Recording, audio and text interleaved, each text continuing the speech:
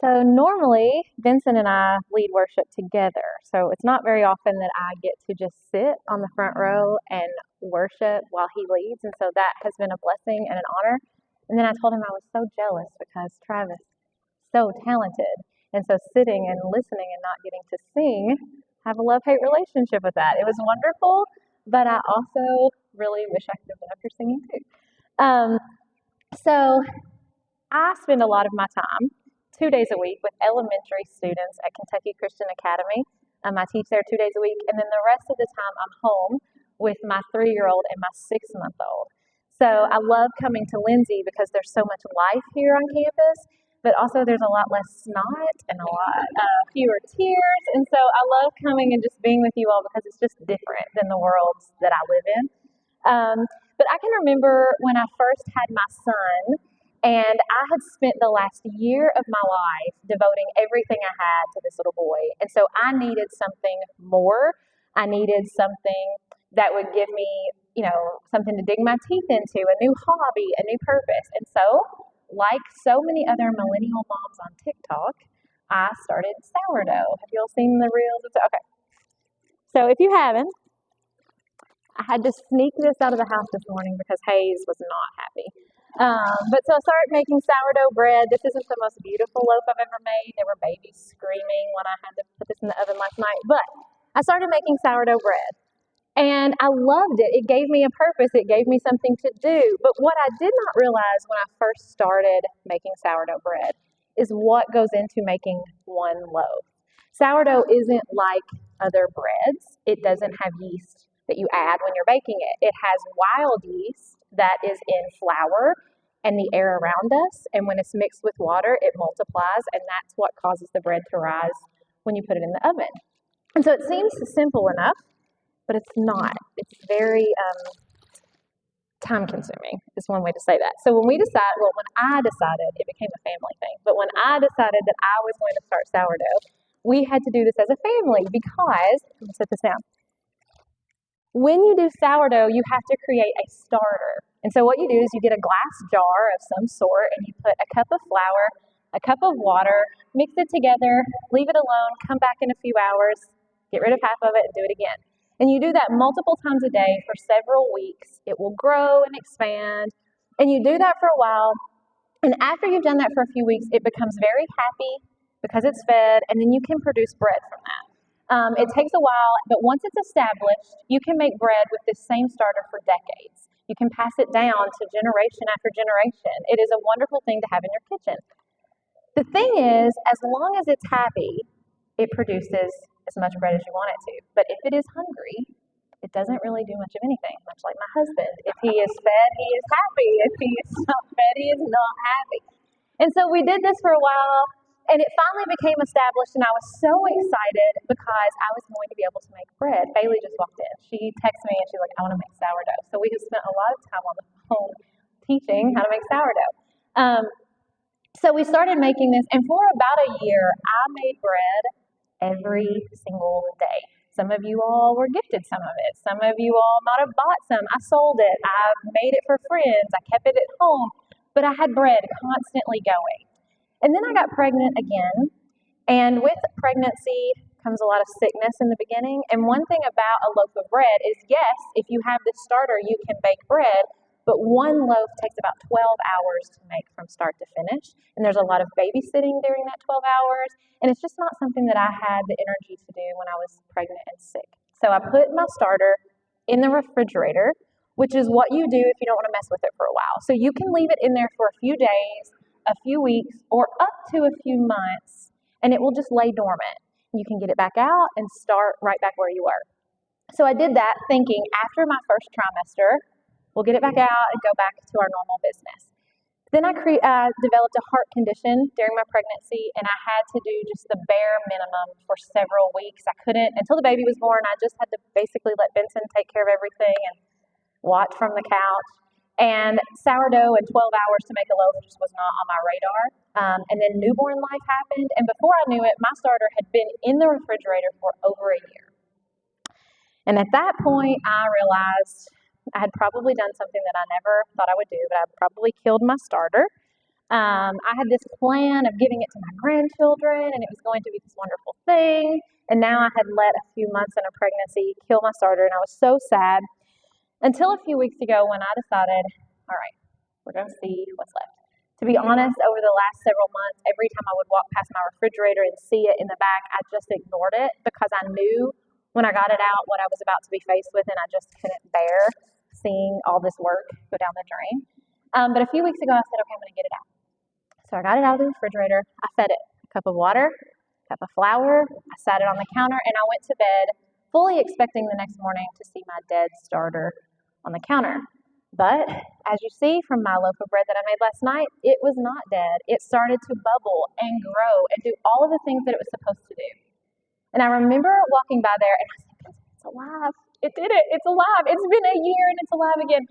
And I think eventually he just quit listening to me. Husbands in the room, I know you do this sometimes, but he nodded, like, yes, I hear you, but he did not. Because how excited can you honestly get over flour and water? But I was excited. It was alive. I didn't kill it. And so I started making bread again. But as I walked by and I saw this starter alive after over a year and a half at this point, God spoke to me, and I knew then that starter represented me in so many ways. And I told Vincent that day, I said, if Kirk asked me to speak at chapel this time, this is what I'm supposed to speak about. And then last night, after I had gotten everything together, I told Vincent, I said, it's so simple.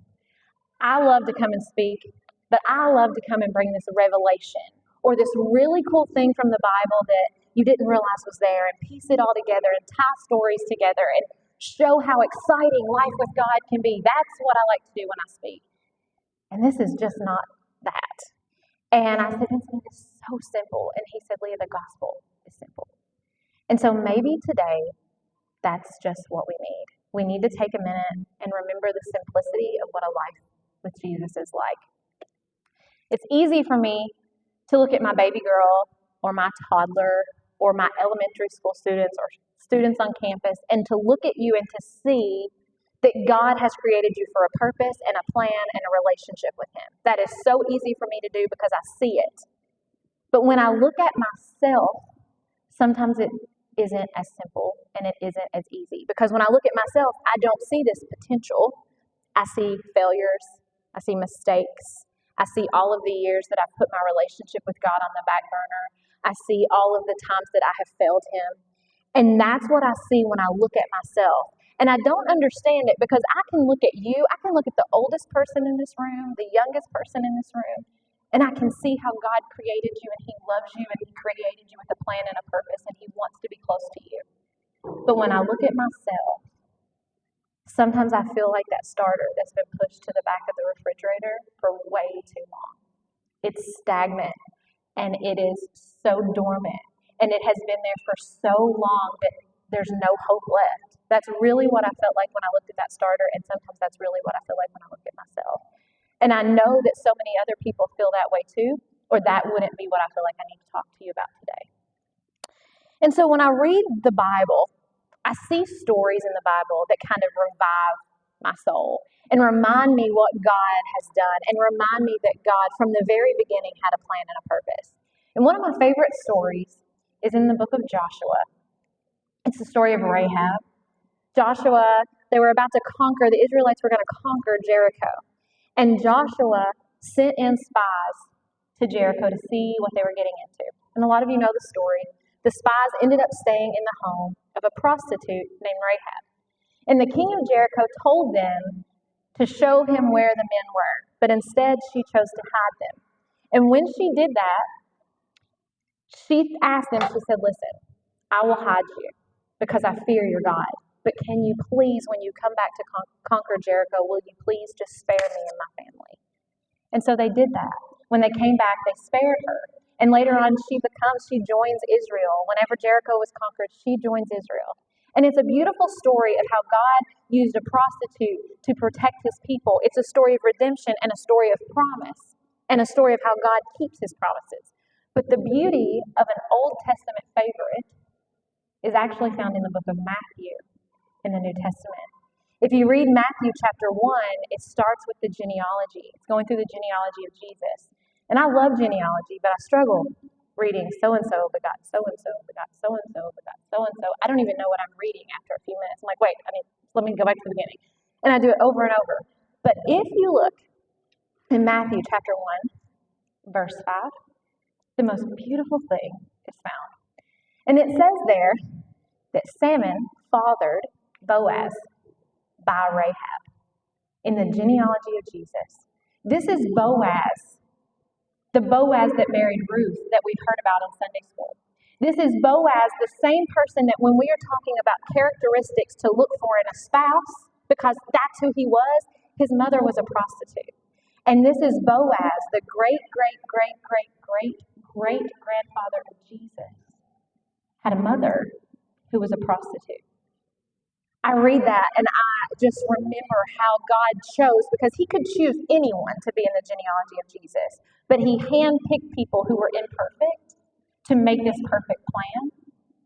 And then I look at myself and I think that I'm too imperfect for God to use me or to have a plan for my life. And I read these stories and I'm like, that can't be true. But I look at my life so much like that starter. I just keep getting pushed farther and farther to the back of my relationship with him. I've become dormant. I remember the times that God was faithful.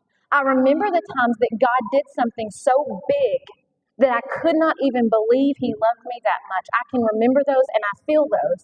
But then, somehow, for some reason, I keep allowing myself to get pushed farther and farther away, farther and farther to the back, because I just believe and I've told myself that there's no point in trying to revive this relationship with him because it's been too long.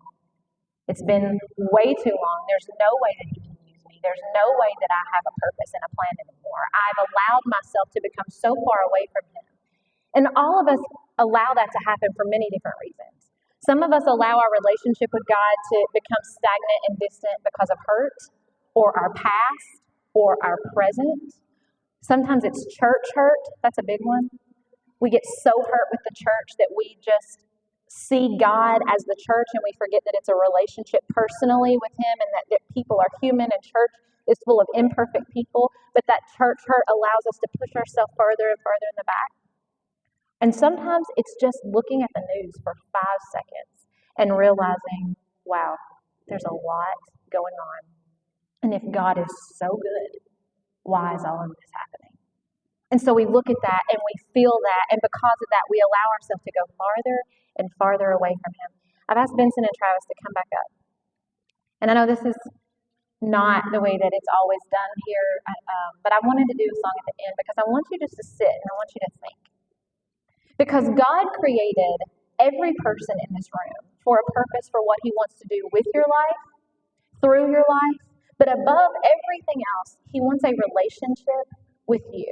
Not a relationship that gets pushed back to the back of the refrigerator to bring out every now and then when you want to revive it, but a real relationship, a friend. There have been times in my life where I felt like God was so close that it was like he was sitting right beside me. But there have also been times in my life where I felt like I was so far away from him. It had been so long since I had had a true relationship with him, that I had truly poured into my relationship, that why even try? Because it's been so long. I was so hurt. There had been so many prayers answered in ways that I had not asked for. I've had a lot of prayers answered exactly what I prayed for. And I would be excited and I would jump and I would dance from the roof. But then there had also been so many times that I would pray a prayer and I didn't get what I was praying for. And that was another time that I just got pushed farther and farther away. But the beauty is, if a jar of flour and water can sit in the refrigerator for a year, stagnant, dormant, and produce this, if you think for 1 second that God put air in your lungs for any reason other than to have closeness in a relationship with him, man, we've messed up our thinking. He created you to have a wonderful life. But above everything else, he just wants to know you. He just wants to be close to you. He just wants a relationship with you. He wants to be your friend and your confidant. And so I'm here today to say, as simple as it can be, No matter how far you have become from God, no matter how far back in the refrigerator you feel like you've been pushed, allow Him today to wake something up in you and remind you that He's there above anything else to be your friend, to be your Father. He's the King of Kings. He's the Lord of Lords. And He's here today to have a relationship with me, to have a relationship with you. Father, we just come to you this morning and we thank you for your goodness. God, I thank you that you use imperfect people every day to make your plan come together. And God, I thank you that you use me, that you use my life.